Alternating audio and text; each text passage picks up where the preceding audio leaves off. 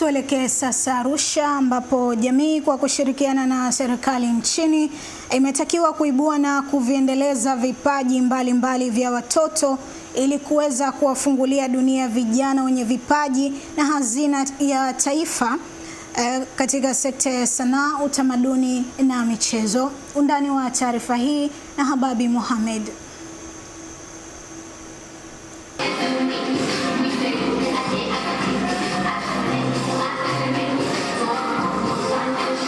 Ni makala ya pili ya jukwaa la kusaka vipaji maarufu Meru Got Talent, ambapo jumla ya shule za msingi na sekondari 12 wilayani Arumeru mkoani Arusha kaskazini mwa Tanzania zimeonyeshana uwezo katika sanaa ya kuimba, kucheza muziki tofauti ikiwemo ngoma za asili pamoja na kupiga zana za muziki. Elisha Matias ni miongoni mwa vijana wanaoguswa na kuviendeleza vipaji vya watoto na vijana, ambaye pia ni mkurugenzi wa jukwaa la vipaji Meru. Anaeleza shabaha kuu ya jukwaa hilo kwa maendeleo endelevu ya vipaji vya vijana katika nchi ya Tanzania.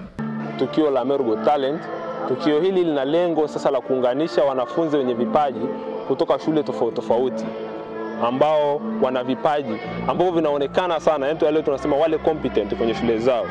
Lengo ni kuwatengenezea fursa. Tunaona akina Samata, tunaona akina Diamond. Walimu na wazazi wanasema kukiwepo kwa ushirikiano kuanzia ngazi ya familia katika kuendeleza vipaji vya watoto huenda ikaongeza tija katika kukuza vipaji vya watoto hao kwa maslahi mapana ya taifa katika siku za usoni. Kwa namna pekee taifa letu limekuwa nje kidogo na vipaji, lakini kwa sasa hivi wameweka mtaala mpya ambao wameweka mpaka sanaa kwenye masomo, ambapo vitu kama hivi watu sio rahisi kuvielewa, lakini vinatija sana kwa taifa letu. Na hii ndio kauli ya serikali katika ngazi ya wilaya ya Arumeru mkoani Arusha katika kuunga mkono ajenda ya kuendeleza vipaji kwa watoto kuanzia ngazi ya familia.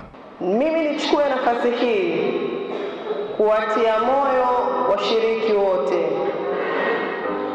Kila mwanadamu anajijua kipaji alichonacho.